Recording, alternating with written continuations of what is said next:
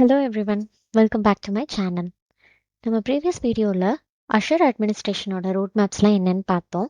So அதில் first road மேப்பான cloud computing பேசிக்ஸில் பார்க்கலாம் டே 1ல். ஸோ க்ளவுட் கம்ப்யூட்டிங் பேசிக்ஸ்னால் என்ன, அது எப்படி எவால்வ் ஆச்சுன்னு இன்றைக்கி கிளாஸில் பார்க்க போகிறோம். ஸோ இந்த வீடியோக்குள்ளே போகாததுக்கு முன்னாடி எனக்கு ப்ரீவியஸ் வீடியோவுக்கு நிறைய மெசேஜஸ் வந்துருந்துச்சு. 10 ரோட் மேப் சொல்கிறீங்க, ஸோ 10 நாளில் நான் அட்மின் ஆயிட முடியுமான்னு சொல்லிட்டு.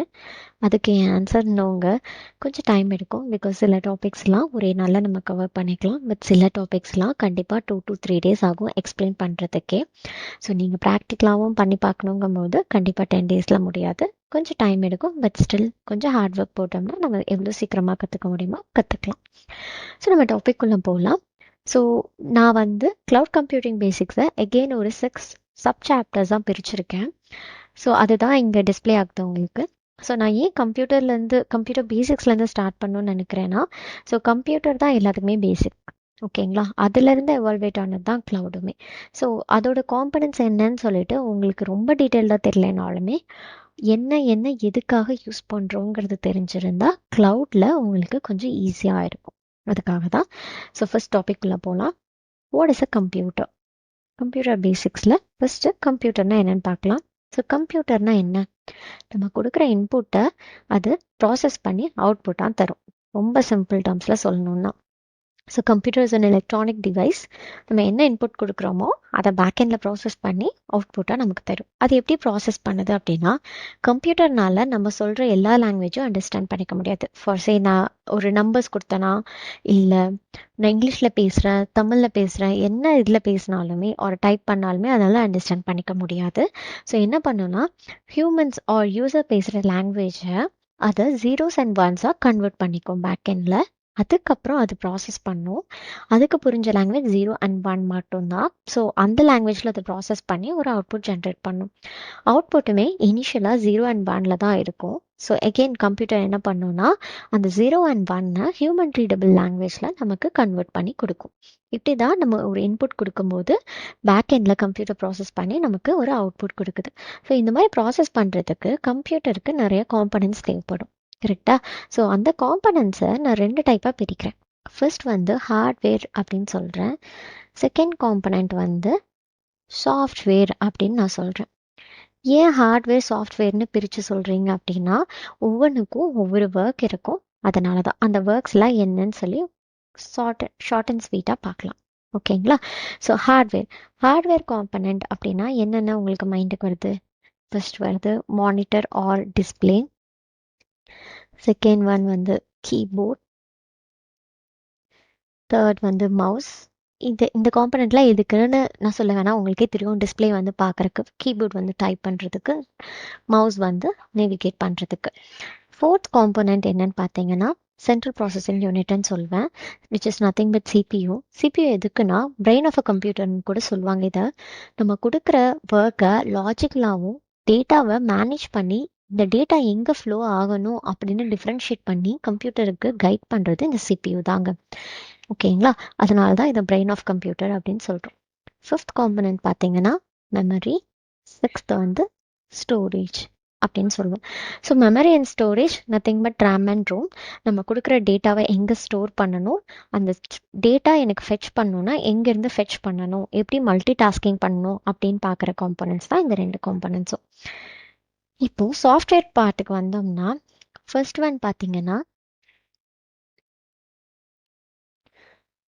ஓஎஸ்ன்னு சொல்லுவேன், ஆப்ரேட்டிங் சிஸ்டம். ஆப்ரேட்டிங் சிஸ்டம்ங்கிறது ஒன்றும் இல்லைங்க, நமக்கும் நம்மளோட கம்ப்யூட்டருக்கும் ஒரு பிரிட்ஜாக ஆக்ட் ஆகும்.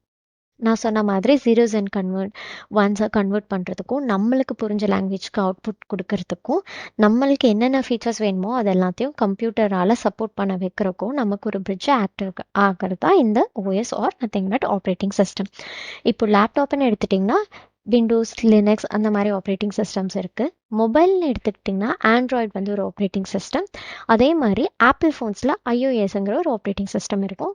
கொஞ்ச நாளைக்கு முன்னாடியெல்லாம் பிளாக்பெரி அப்படிங்கிற ஒரு ஆப்ரேட்டிங் சிஸ்டமும் யூஸ் பண்ணிட்டு இருந்தாங்க. ஸோ இதுதான் அது.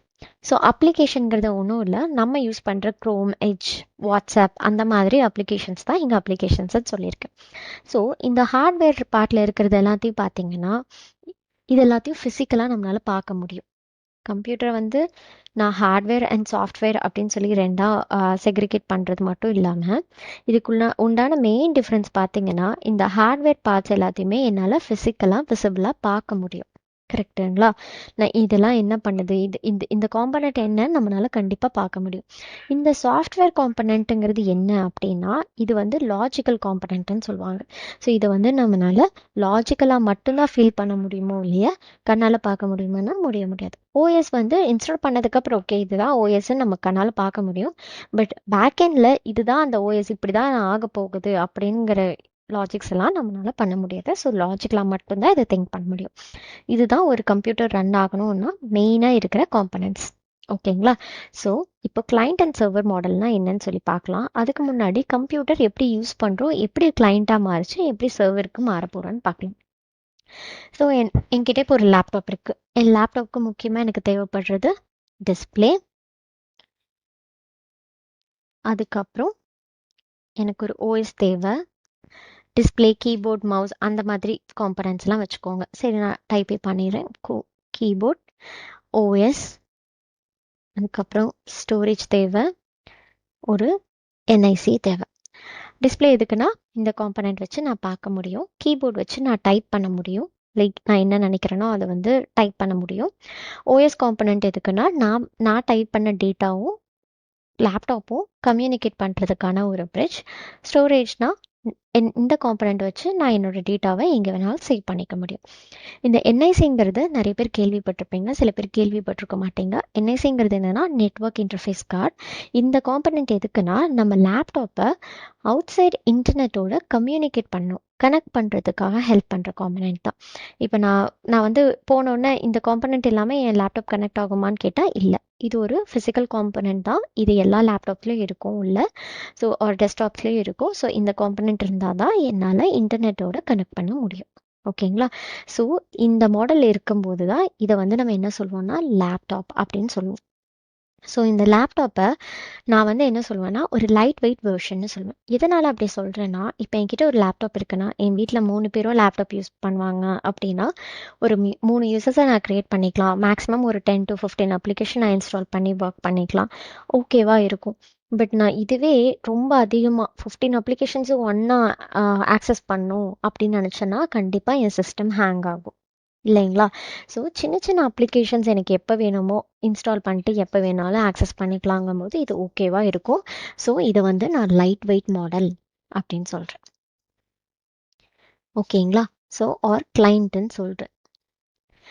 ஏன்னா ஒருத்தவங்க இதை யூஸ் பண்ணிக்கலாம். ரொம்ப ரொம்ப சின்ன ஆப்ரேஷன்ஸ், சின்ன சின்ன ஒர்க் பார்க்கணும் அப்படிங்கும் போது எனக்கு இந்த மாடல் கரெக்டாக இருக்கும். ஃபார் சே இப்போ நான் வந்து ஒரு ப்ராஜெக்ட் எடுத்திருக்கேன், நான் வந்து ஒரு ஃப்ரீலான்சர் அப்படிங்கும் போது என்ன ஆகும்னா எனக்கு டிஸ்பிளே ஓகேவாக இருக்கும், ஒரு டிஸ்பிளே வச்சு நான் மேனேஜ் பண்ணிக்கலாம். ஆனால் ஓஎஸ் வச்சு அந்த ஃபுல் ப்ராஜெக்டை முடிக்க முடியுமானா டவுட்டு. ஏன்னா அதில் வந்து நான் நிறைய ஆப்ரேஷன்ஸ் பண்ணுவேன், நிறைய அப்ளிகேஷன்ஸ் இன்ஸ்டால் பண்ண வேண்டியதாக இருக்கும், நிறைய டேட்டா சேவ் பண்ண வேண்டியதாக இருக்கும். அப்போ இதே ஓஎஸ் ஸ்டோரேஜ் எல்லாம் எனக்கு பத்துமான்னு கேட்டிங்கன்னா பத்தாது ஆப்வியஸாக. ஸோ இது என்ன பண்ணணும்னா நான் டபுள் த ஹெவி ஓஎஸ் போடணும், ஹெவி ஸ்டோரேஜ் போடணும் இல்லையா? ஸோ என்னோடய ஸ்பெசிஃபிகேஷன்ஸை அதில் நான் இன்க்ரீஸ் பண்ணணும். ஸோ அதுலேயுமே டிஸ்பிளே இருக்கும், அதுலேயுமே ஹெவி லோடட் ஓஎஸ் நான் போடணும், அதுலேயுமே ஸ்டோரேஜ் டபுள் த ஸ்டோரேஜ் எனக்கு வேணும், அதுலேயுமே என்ஐசி இருக்கணும். அப்போ தான் என்னால் வெளியில் இருக்கிற இன்டர்நெட்டோட கம்யூனிகேட் பண்ண முடியும். ஸோ எல்லாமே எனக்கு ஹெவியாக தேவைப்படும். ஸோ இந்த மாதிரி ஹெவியாக தேவைப்படுற மாடலை நம்ம என்ன சொல்லுவோம்னா சர்வர் மாடல் அப்படின்னு சொல்லுவோம்.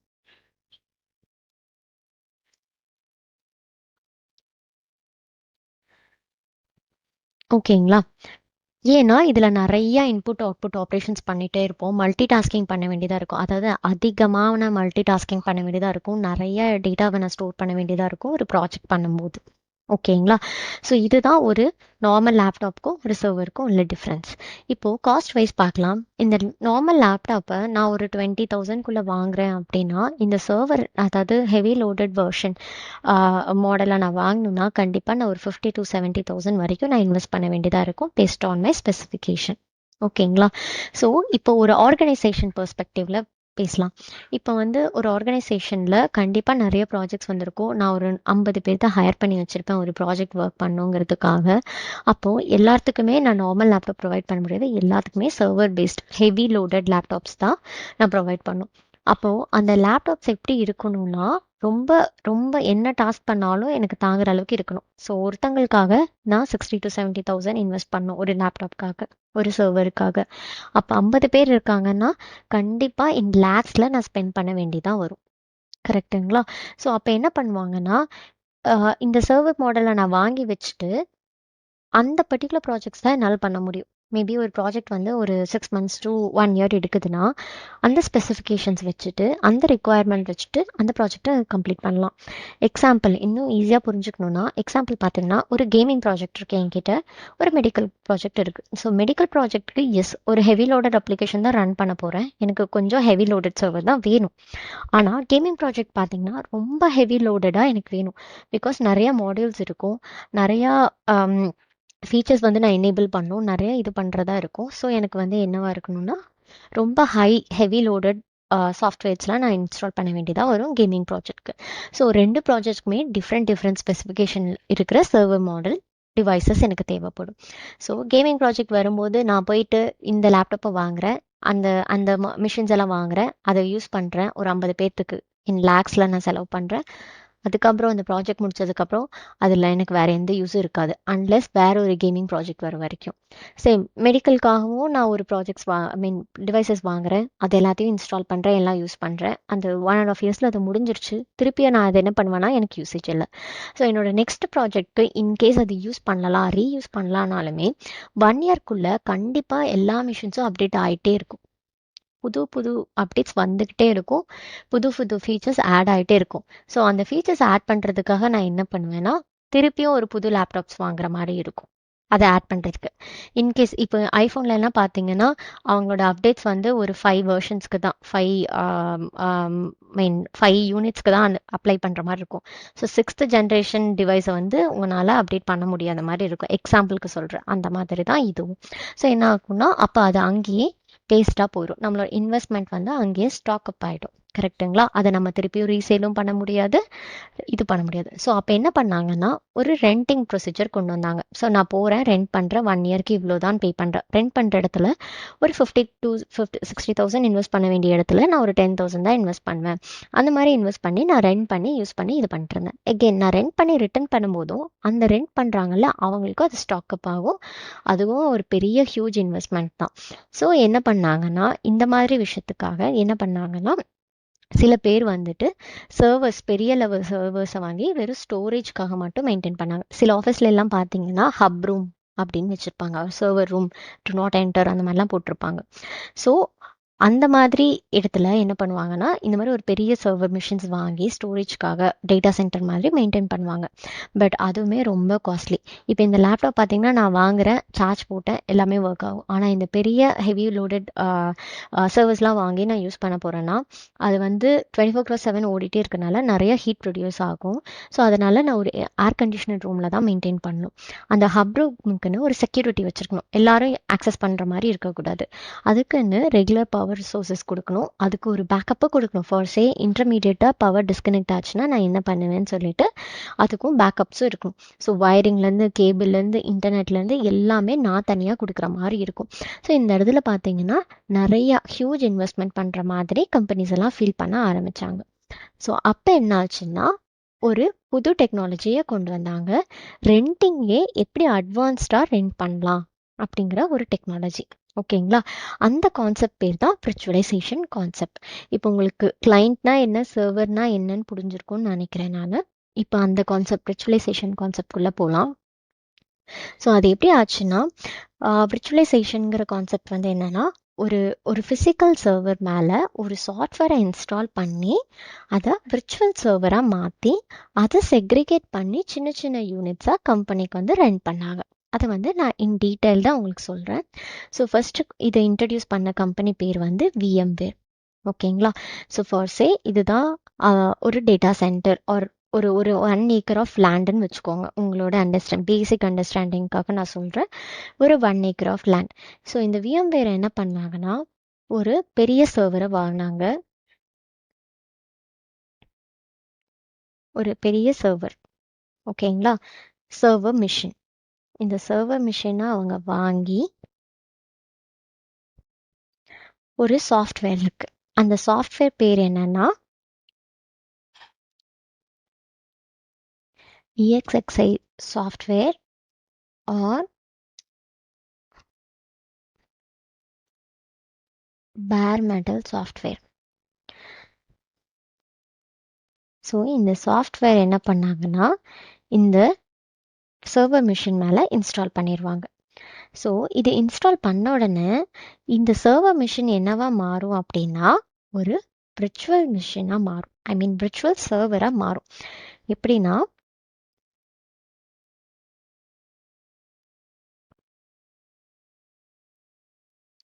இந்த பார்ட்டை வந்து இந்த சாஃப்ட்வேர், இந்த பேஸ் சர்வர் மிஷின் எல்லாத்தையும் சேர்த்து நம்ம என்ன சொல்கிறோன்னா விர்ச்சுவல் சர்வர்னு சொல்கிறோம்.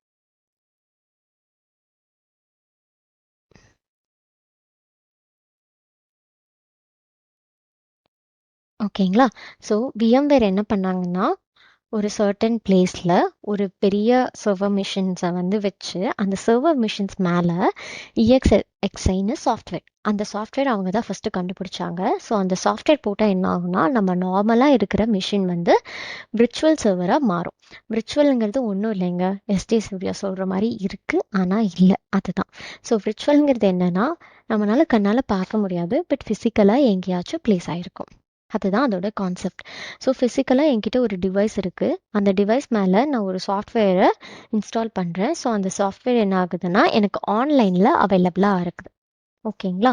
ஸோ நான் டைரெக்டாக ஒரு மிஷினை வந்து கனெக்ட் பண்ணாமல் ஒரு சாஃப்ட்வேர் இன்ஸ்டால் பண்ணி அதை ஆன்லைனில் இன்டர்நெட் மூலயமா ஆக்சஸ் பண்ண போகிறேன். ஸோ இந்த software bare bare metal software or ESXi software. So இந்த சாஃப்ட்வேர் இன்ஸ்டால் பண்ணி பேசிக்காக, அதாவது ஃபிசிக்கலாக இருக்கிற ஒரு சர்வரை விர்ச்சுவல் சர்வராக கன்வெர்ட் பண்ணாங்க. ஸோ இது கன்வெர்ட் பண்ணதுக்கப்புறம் என்ன பண்ணாங்கன்னா இது வந்து செக்ரிகேட் பண்ணாங்க. அதாச்சும் இவ்வளோ பெரிய சர்வர் ஃபார் சே இது வந்து 1 acre ஆஃப் லேண்டுன்னு ஒரே ஒரு சர்வர் 1 acreல கண்டிப்பாக பிளேஸ் ஆகிருக்க மாட்டாங்க. கண்டிப்பாக நிறையா சர்வீஸ் இருக்கும். நிறையா சர்வீஸ் பிளேஸ் பண்ணி இந்த ப்ராசஸ் பண்ணி இந்த ப்ராசஸ்க்கு அப்புறம் என்ன ஆகும்னா ஒரு சின்ன சின்ன பார்ட்டாக அவங்களே செக்ரிகேட் பண்ணாங்க. இந்த விர்ச்சுவல் சர்வரை சின்ன சின்ன பார்ட்டாக செக்ரிகேட் பண்ணி ஒவ்வொருத்தவங்களுக்கும் லென் பண்ணாங்க, ரெண்ட்டுக்குன்னு வச்சுக்கோங்க. ஸோ இது ஒரு VM, இது ஒரு VM, இது ஒரு VM. VM is nothing but virtual machine. ஓகேங்களா. இதே தான் லேப்டாப்பில் என்னென்ன இருக்கோ அது எல்லாமே உங்களுக்கு ஆன்லைனில் ஆப்ரேட் பண்ணுற மாதிரி இருக்கும். இந்த லேப்டாப் கம்ப்யூட்டர் பேசிக்காக உங்கள் கையில் இருக்க லேப்டாப்பில் நீங்கள் என்னென்னலாம் வச்சு என்னென்ன காம்பனன்ட்ஸ் வச்சு கம்யூனிகேஷனுக்கு டிஸ்பிளேக்கு எல்லாம் யூஸ் பண்ணுறீங்களோ அதே மாதிரி எல்லா காம்பனன்ட்ஸும் இந்த விர்ச்சுவல் மிஷின்ஸ்க்கு இருக்கும். ஆனால் என்னென்னா இன்டர்நெட் மூலயமா ஆக்சஸ் பண்ணுவீங்க, நீங்கள் கண்ணால் பார்க்க முடியாது, பட் வேற எங்கேயோ பிளேஸ் ஆகிருக்கும். இந்த சாஃப்ட்வேர் போட்டுட்டு உங்களுக்கு ஆக்சசபிலிட்டி கொடுப்பாங்க. ஓகேங்களா.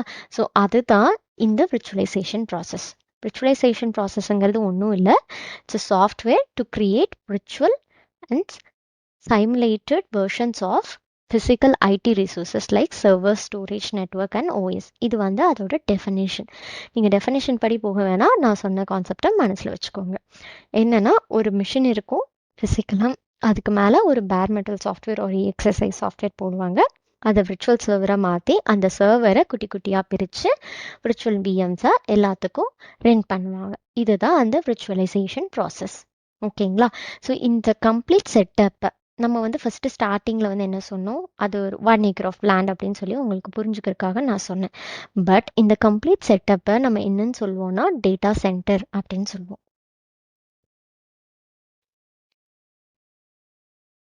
இந்த கம்ப்ளீட் செட்டப் பேர் டேட்டா சென்டர் அப்படின்னு சொல்லுவாங்க. ஓகேங்களா. ஸோ டேட்டா சென்டரில் என்ன இருக்குன்னா பேசிக்காக ஒரு ஃபிசிக்கல் மிஷின் தான், அதுக்கு மேலே ஒரு விர்ச்சுவலைசேஷன் சாஃப்ட்வேர் போட்டு விர்ச்சுவல் சர்வர்ஸ் க்ரியேட் பண்ணி அந்த விர்ச்சுவல் சர்வர்ஸை விர்ச்சுவல் மிஷின்ஸை செக்ரிகேட் பண்ணி எல்லாத்துக்கும் கொடுப்பாங்க, ஆக்சஸ் கொடுப்பாங்க. So we access through internet. ஓகேங்களா. ஸோ இதுதான் அதோட கான்செப்ட்.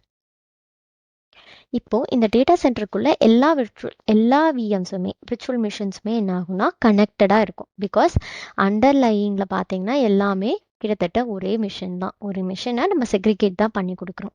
ஓகேங்களா. ஸோ இந்த மாதிரி கொடுக்குற ப்ராசஸ்க்கு பேர் தான் விர்ச்சுவலைசேஷன். இப்போது இந்த விர்ச்சுவலைசேஷன் ஃபஸ்ட்டு VMware தான் கண்டுபிடிச்சாங்க. அதுக்கப்புறம் நிறைய ப்ரொவைடர்ஸ் வந்துட்டாங்க.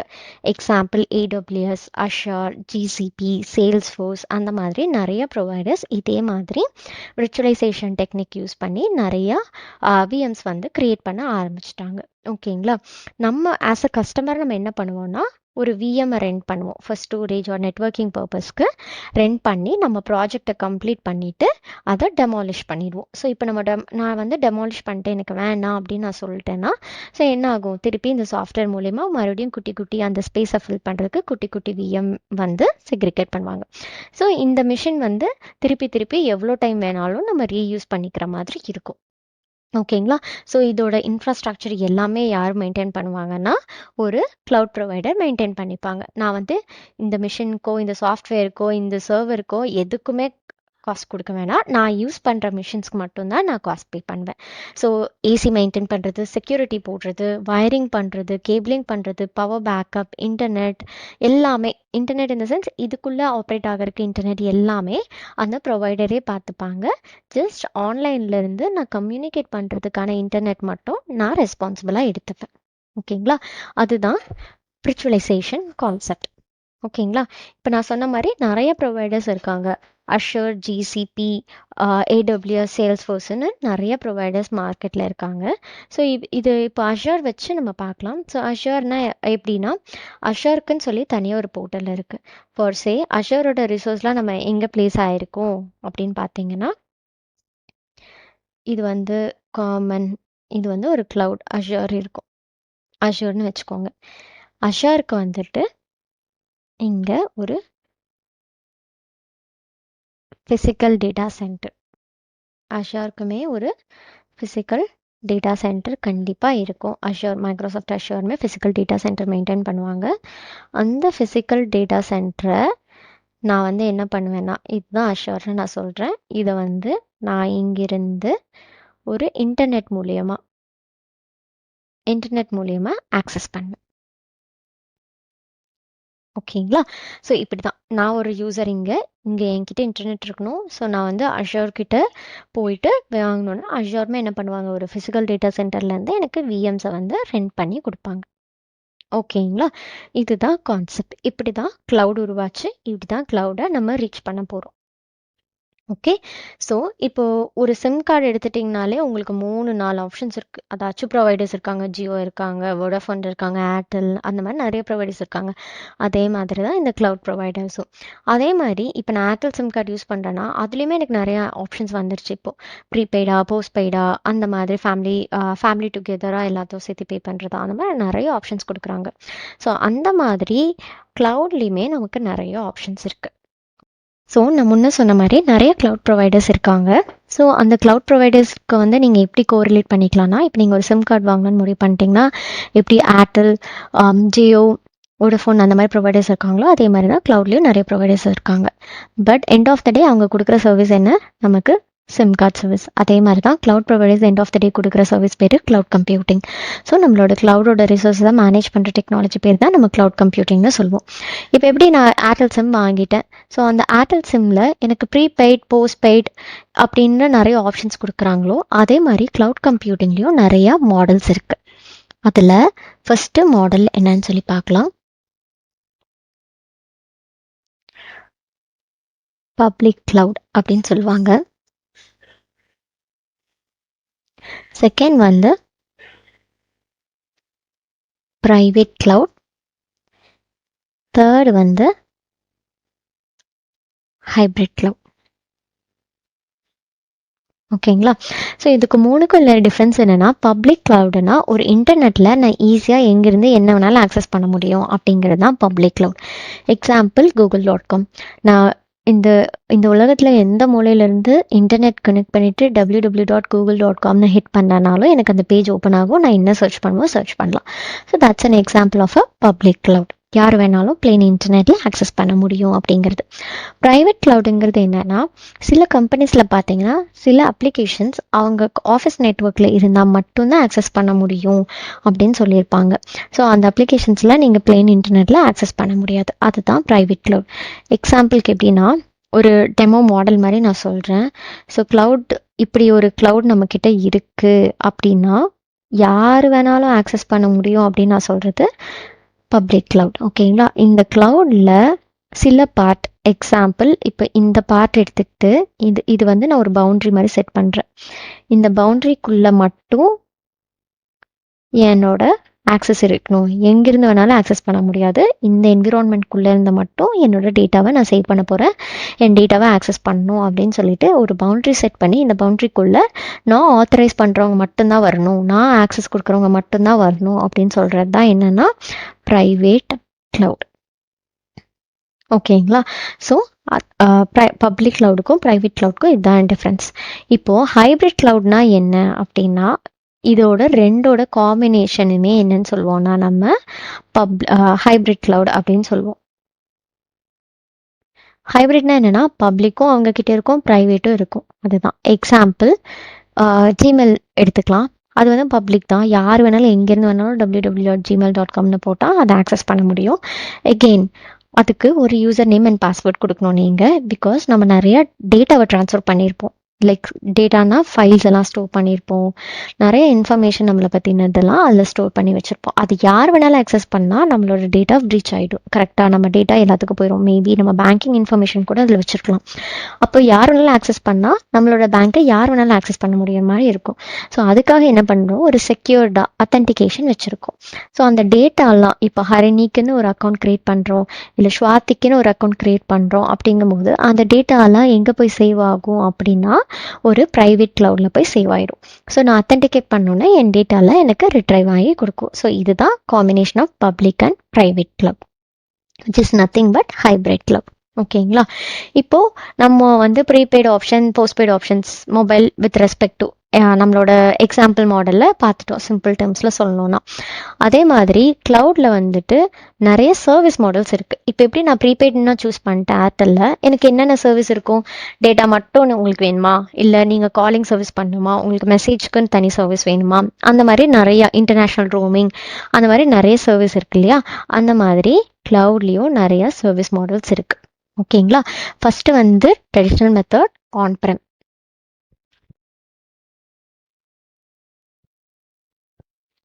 ஆன்-ப்ரெமிஸ்ன்னு கூட சொல்லுவாங்க. ஓகேங்களா? செகண்ட் ஒன் வந்து IaaS. இது வந்து இன்ஃப்ராஸ்ட்ரக்சர் ஆஸ் அ சர்வீஸ்னு சொல்லுவாங்க. தேர்ட் ஒன் வந்து PaaS.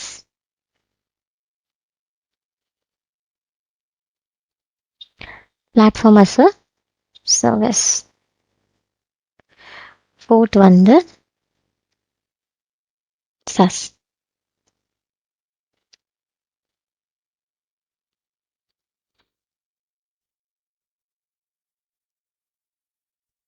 Software as a service. ஓகேங்களா? இந்த 4 மாடலுமே எந்த க்ளவுட் ப்ரொவைடர் கிட்ட போனாலும் இந்த 4 மாடல் உங்ககிட்ட அவைலபிளாக இருக்கும். ஆன்-ப்ரெம்ங்கிறது ஒன்றுமே இல்லைங்க, நான் சொன்னேன் இல்லையா, இந்த டேட்டா சென்டர் கான்செப்ட், இந்த ஃபிசிக்கல் டேட்டா சென்டர், இதுதான் ஆன்-ப்ரெம். சில கம்பெனி சொல்லுவாங்க, நான் போய் ஹையர் பண்ணாமல், வேலை ஒருத்தங்க கிட்டேருந்து வாங்காமல் ஒரு சின்ன சர்வரை நானே மெயின்டைன் பண்ணி அங்கேயே அப்ளிகேஷனை ஹோஸ்ட் பண்ணி வச்சுக்கிறேன் அப்படின்னு சொல்லி ட்ரெடிஷ்னல் மெத்தட் அதுதான். ஸோ அதுதான் ஆன்-ப்ரெம் ஆர் ஆன்-ப்ரெமிஸ் மாடல் அப்படின்னு சொல்லுவாங்க. இன்ஃப்ராஸ்ட்ரக்சர் அஸ் அ சர்வீஸ்னால் என்னன்னா, எனக்கு டேட்டா சென்டர்லாம் என்னால் மெயின்டைன் பண்ண முடியாது. அதுக்கு current bill, AC, wiring, internet, backup, இது எதுவுமே என்னால் மெயின்டைன் பண்ண முடியாது. அது எல்லாமே நீங்களே பார்த்துக்கோங்க. ஒரு சர்வர் வாங்கி எல்லாமே நீங்கள் பார்த்துக்கோங்க. அதோட ஆக்சஸ் மட்டும் என்கிட்ட கொடுங்க. நான் எனக்கு வேணுங்கிற மாதிரி ஓஎஸ் இன்ஸ்டால் பண்ணி அந்த ஓஎஸ் மேலே என்னோட அப்ளிகேஷன்ஸ்லாம் இன்ஸ்டால் பண்ணி நான் ஒர்க் பண்ணிக்கிறேன் அப்படின்னு சொல்கிறது தான் இன்ஃப்ராஸ்ட்ரக்சர் அஸ் அ சர்வீஸுங்கிற மாடல். பிளாட்ஃபார்ம் அஸ் அ சர்வீஸுங்கிற மாடல் என்னென்னா, நீங்கள் வந்து டேட்டா, அதாவது சர்வர், டேட்டா சென்டர் எல்லாத்தையும் நீங்களே மெயின்டைன் பண்ணிக்கோங்க. ஓஎஸ் கூட எனக்கு அவ்வளோ இம்பார்ட்டன்ட் கிடையாது. எந்த ஓஎஸ் கொடுத்தாலும் ஓகே, நான் வந்து யூஸ் பண்ணிக்கிறேன். ஏதாச்சும் அந்த ஓஎஸை வந்து நீங்களேவும் மெயின்டைன் பண்ணுங்கள். இப்போ ஓஎஸ் ஏன் அவங்களே மெயின்டைன் பண்ண சொல்லுவாங்கன்னா, இப்போ இன்ஃப்ராஸ்ட்ரக்சர் அஸ் அ சர்வீஸில் ஓஎஸ் நம்ம தான் இன்ஸ்டால் பண்ணணும். ஸோ நம்ம இன்ஸ்டால் பண்ணும்போது அந்த ஓஎஸ்க்கு எப்படி நம்ம மொபைலுக்கு அப்டேட்ஸ் வருதோ அதே மாதிரி அப்டேட்ஸ் நம்ம தான் பார்த்துக்கணும், நம்ம தான் பண்ணிக்கணும். பட் பிளாட்ஃபார்ம் அஸ் அ சர்வீஸில் ஓஎஸும் நீங்களே எனக்கு நானே சொல்கிறேன், எனக்கு இந்த ஓஎஸ் வேணும், நீங்களே எல்லாமே மெயின்டைன் பண்ணிக்கோங்கன்னு சொன்னால், ஸோ அதோட அப்டேட்ஸுமே Azure or whatever the cloud provider அவங்க பார்த்துப்பாங்க. SaaS as a சர்வீஸ்னா அதுவுமே கிடையாது. நீங்கள் எனக்கு வந்து ஒரு சாஃப்ட்வேர் மட்டும் கொடுங்க, என்னோட பர்பஸ் வந்து என்ன, கம்யூனிகேட் பண்ணணும். எக்ஸாம்பிள், நான் வந்து சேட் பண்ணோம் அப்படின்னா இன்ஸ்டாகிராம், ஃபேஸ்புக், அது எல்லாமே சாஃப்ட்வேர் as a சர்வீஸ் பிளாட்ஃபார்மில் வரும். இன்னும் உங்களுக்கு டீப்பாக சொல்லணும்னா இதுதான் மாடல். ஸோ இந்த மாடல் பார்த்தீங்கன்னா உங்களுக்கு புரியும். ஸோ ட்ரெடிஷ்னல் ஆன் ப்ரமிஸில் என்ன பண்ணுவாங்கன்னா, நம்மக்கிட்ட வந்துட்டு ஒரு டேட்டா சென்டர் இருக்கும். அந்த டேட்டா சென்டரில் என்ன வச்சுருப்பாங்க, சர்வர் ஆப்வியஸாக வச்சுருப்பாங்க.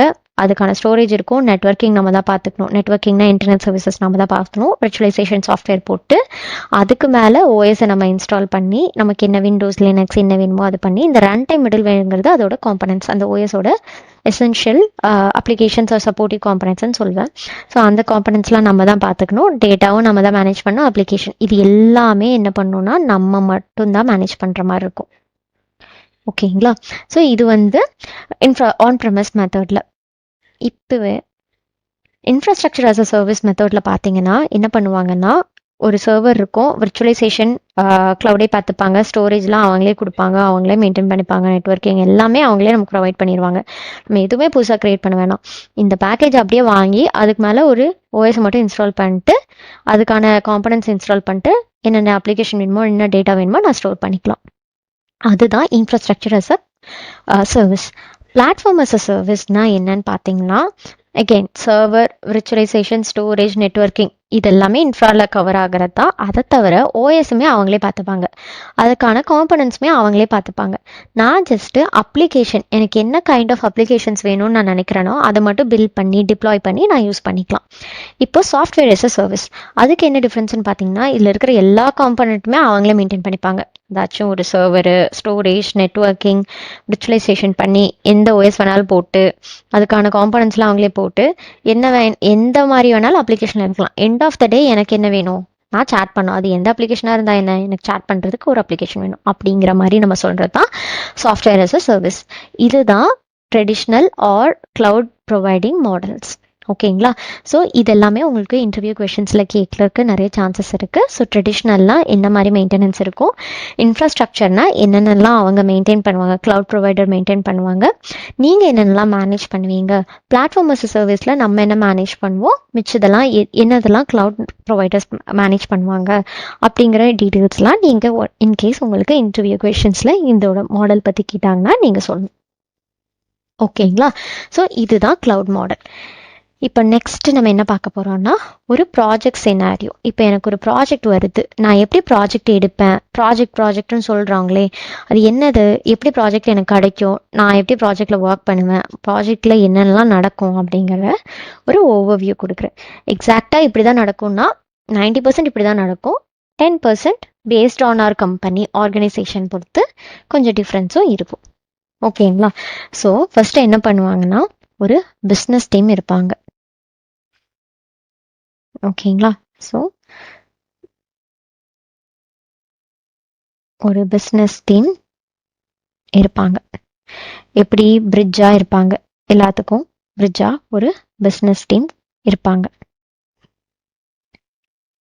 அதாச்சும் இந்த டீம் தான் போய் ப்ராஜெக்டை நான் எங்கே வாங்கணும், யார்கிட்ட இருந்து வாங்கணும், என்னென்ன நமக்கு வருது. இப்போ ஒரு ஆர்கனைசேஷனில் வந்து ஒரு மேனேஜரை போய் டைரெக்டாக நம்ம காண்டாக்ட் பண்ணி இது பண்ண முடியாது. மேனேஜரையே காண்டாக்ட் பண்ணாலும் அவர் என்ன பண்ணுவார், பிஸ்னஸ் டீமை போய் ஃபஸ்ட்டு பாருங்க அப்படின்னு சொல்லுவாங்க. ஓகேங்களா? ஸோ என்ன பண்ணுவாங்க, ஒரு ஒரு கிளைண்ட் வந்து ஃபஸ்ட்டு எக்ஸாம்பிள் ஒரு ஏபிசிங்கிற ஒரு கிளைண்ட் வந்து ஒரு பிஸ்னஸ் டீமை தான் அப்ரோச் பண்ணுவார். போய் அப்ரோச் பண்ணிட்டு, என்கிட்ட இந்த மாதிரி ஒரு ரிக்குவயர்மெண்ட் இருக்குது, எனக்கு ஒரு சாஃப்ட்வேர் டெவலப் பண்ணணும், இல்லை எனக்கு இந்த மாதிரி சர்வீஸ் நீங்கள் ப்ரொவைட் பண்ணணும் அப்படின்னு சொல்லிட்டு பிஸ்னஸ் டீமை அப்ரோச் பண்ணுவார். அதுக்கப்புறம் இந்த பிஸ்னஸ் டீம்லேருந்து என்ன பண்ணுவாங்கன்னா, ஃபஸ்ட்டு வந்துட்டு இவங்களோட ரிக்குவயர்மெண்ட்ஸ் எல்லாம் கேட்டுட்டு, ஓகே இவங்களுக்கு வந்து எந்த பிளாட்ஃபார்ம் கரெக்டாக இருக்கும்னு சொல்லுவாங்க.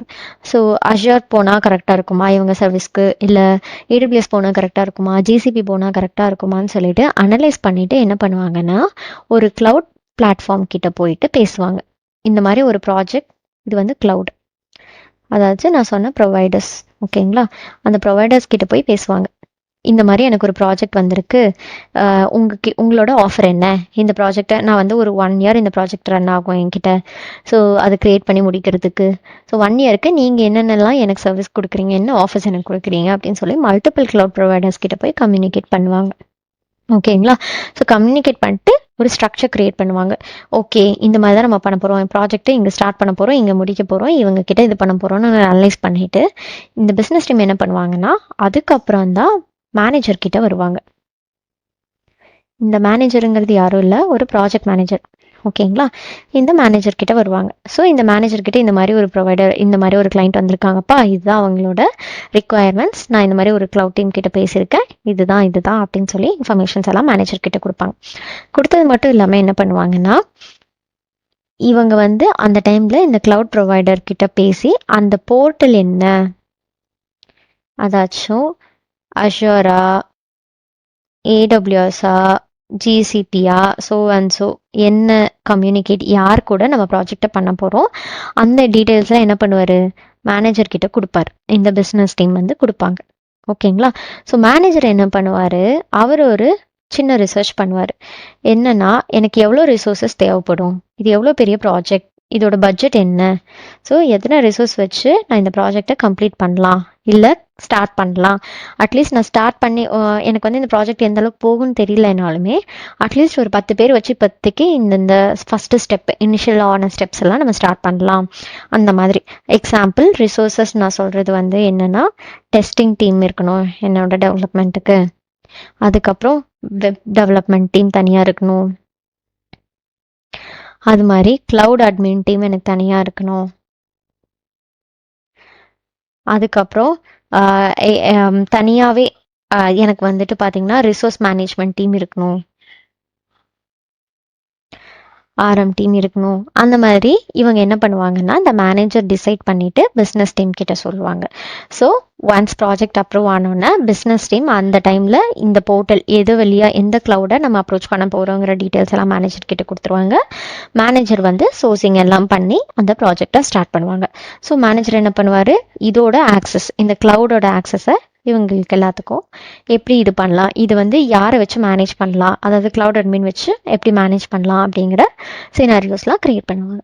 இதுதான் ஒரு ப்ராஜெக்ட் சினாரியோ. ஸோ எப்போவுமே ஒரு பிஸ்னஸ் டீம் இருப்பாங்க, அந்த பிஸ்னஸ் டீம் கிட்ட தான் கிளைண்ட் வந்து அப்ரோச் பண்ணுவாங்க.